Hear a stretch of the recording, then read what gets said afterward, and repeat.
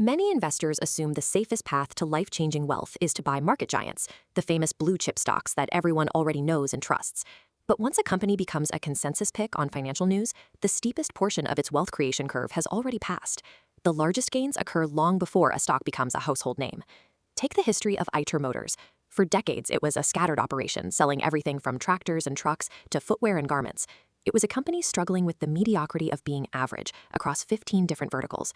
In 2006, CEO Siddhartha Lal executed a high-stakes turnaround.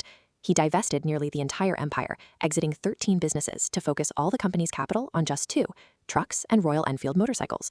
The massive returns that followed happened during this specific transition. Investors who recognized this shift early saw 50x gains, long before Royal Enfield became the dominant brand it is today. True wealth is built by identifying these transition phases, the moment a company pivots toward greatness, before the mainstream market notices the change. Investor Charlie Munger believed that focusing only on financial statements leads to narrow, often flawed conclusions. He argued that investors must look beyond the numbers to understand how businesses actually function. Munger used a latticework of mental models, borrowing tools from physics, psychology, and biology to evaluate investments. By applying biology's ecosystem evolution to the stock market, we stop seeing static tickers and instead see organisms competing to survive in shifting environments. Market conditions act as evolutionary pressures. Companies that fail to adapt are eventually eliminated, while those that mutate their business models correctly are the ones that thrive. Finding the next generation of blue chips requires viewing the market as an evolving biological system, hunting for companies that have uniquely adapted to sudden changes in their environment. To track this corporate evolution, we use a framework called VSA: variation, selection, and amplification. Stage 1 is variation. This experimental phase is where a company tests new ideas. It's high risk, unpredictable, and carries a high failure rate. Next is selection. The market validates one specific model, and the company's internal uncertainty drops.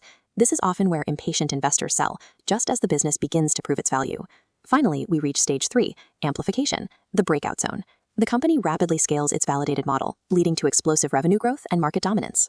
Investing at the boundary where a company exits selection and enters amplification targets the specific point where the business model is proven, but the steepest growth hasn't been priced in by the public. A corporate mutation only leads to breakout growth if a macro-environmental trigger forces the market to demand that new model. For example, post-pandemic health awareness and a surge in real estate demand acted as a trigger for cooling companies. Specific air conditioner and purifier brands saw their value grow 5-fold in just 4 years as the environment shifted in their favor. Trent's Zudio format is another case study. They identified a massive gap: middle-income consumers wanting fashionable, affordable clothing, unavailable in unorganized local markets.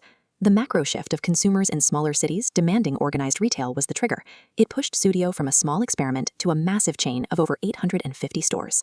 Identifying a great business is only half the task. You must identify the external trigger forcing that business into its amplification phase.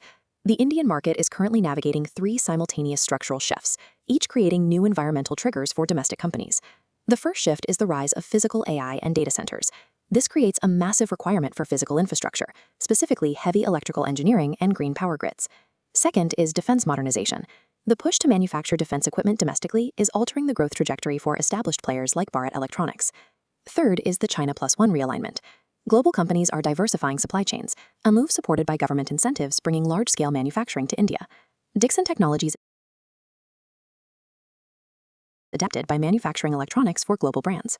They utilized government incentives and supply chain diversification to grow 61x in value over 5 years. These macro shifts serve as the evolutionary breeding ground for the next generation of leaders in the Indian market.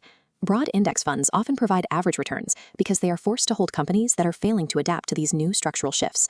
A targeted approach focuses exclusively on the top 150 Indian midcaps, where the transition to large cap provides the most upside. We use the VSA framework as a filter to reject businesses stuck in experimentation, searching only for those few moving into the amplification phase. Timing is essential. These companies must be acquired right as they hit stage 3, before institutional capital follows and the valuation becomes standard. This systematic biological filtration provides a repeatable framework for capturing asymmetric upside while avoiding the emotional traps of following the herd. The historical data supports this focus. Over the last 20 years, the BSE Midcap Index has consistently outperformed the broader BSE Sensex. Rahul Goel and the team at Equity Masters apply this exact evolutionary framework to identify the next generation of winners in the Indian midcap space. The window of opportunity to capitalize on these specific Stage 3 breakouts is limited. Once the environmental triggers are fully recognized by the market, the easiest gains will be gone. Subscribe to Equity Masters Midcap Value Alert to access Rahul's top filtered picks and start building your portfolio today. Stop investing in yesterday's exhausted blue chips. Start identifying tomorrow's evolutionary winners.